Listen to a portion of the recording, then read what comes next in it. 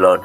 ప్రభునందు ప్రియమైనటువంటి దేవుని పిల్లలకు ప్రభు అయిన యేసుక్రీస్తు వారి నామములో వందనములు, శుభములు మీకు తెలియపరుస్తున్న పిల్లరా, గడిచిన దినమంతా కూడా ప్రభు తన కృపావాత్సల్యములు భద్రపరుచుకుని క్షేమమును, ఆరోగ్యమును, ఆయుస్సును అనుగ్రహించి మరి దేవాది దేవుడి నూతన దినాన్ని ప్రభు మనకు అనుగ్రహించారండి.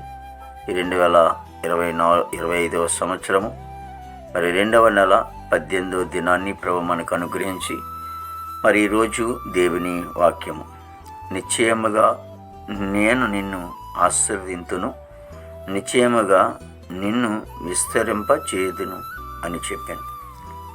హెబ్రీయులకు రాసిన పత్రిక 6వ అధ్యాయము 14వ వచనమండి. పిల్లల వాక్యము నమ్మదగినది, పూర్ణాంగీకరణకు యోగ్యమైనది. మరి దేవుని వాక్యం సెలవిస్తూ ఉంది. మరి హెబ్రీ గ్రంథకర్త మరి పౌలు గారు మాట్లాడుతూ ఉంటారు, అబ్రహాముని గురించి మాట్లాడుతూ ఉంటారు. దేవుడిచ్చినటువంటి వాగ్దానాన్ని బట్టి మరి అబ్రహాము గారిని ఏం చేస్తారంటే, నిశ్చయముగా నేను నిన్ను ఆశీర్వదింతును, నిశ్చయముగా నేను నిన్ను విస్తరింపచేస్తును అనే మాటని పౌలు గారు మాట్లాడుతూ ఉంటారు అబ్రహాముని బట్టి. ఈ రోజున ఎందుకు అబ్రహాం అట్లా ఆశీర్వదింపబడటానికి, విస్తరింపబడటానికి అంటే దేవుని ప్రణాళికలో అబ్రహాము గారు ఉన్నారు. దేవుని ప్రణాళికలో ఆయన ఉన్నాడు కాబట్టి ఆయన అబ్రహాం గారిని పిలుచుకున్నాడు.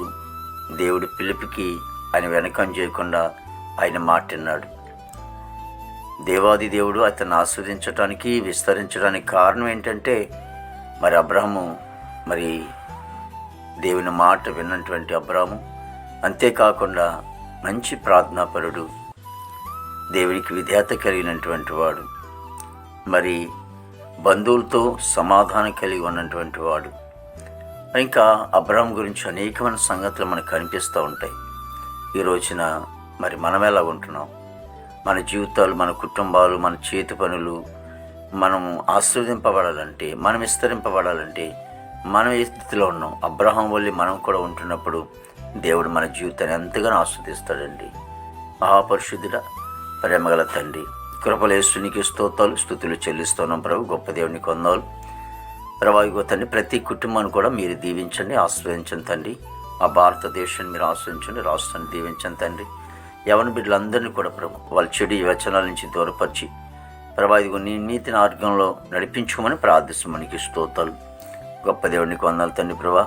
ప్రతి ఉద్యోగస్తులందరినీ కూడా దీవించమని తండ్రి. విదేశాలటువంటి బిడ్డలందరూ కూడా మంచి ఆరోగ్యాలతో నింపండి. బిడ్డలు చదువుకునే బిడ్డలకి రాకపోకలు మీరు తోడు సహాయం చేయండి.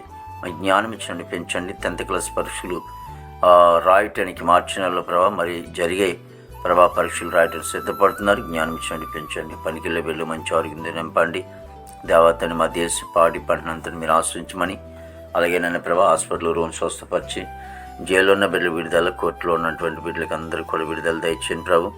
అయ్యా ఇదిగో తండ్రి, యేసునికి స్తోత్రాలు చెల్లిస్తున్నాం ప్రభు. రక్షణ లేని వారు రక్షణ దయచేయండి ప్రభా. మరి నేను గృహం లేని వారు గృహం దయచేయండి ప్రభా. మరి వివాహం లేని బిడ్డలకి వివాహం దయచేయండి. గర్భఫలం లేని వారు గర్భం దయచేయండి. గర్భిణీ చేసుకోవడం డెలివరీ దయచేయండి. తల్లి బిడ్డకి క్షేమం దయచేయండి. తండ్రికి స్తోత్రాలు.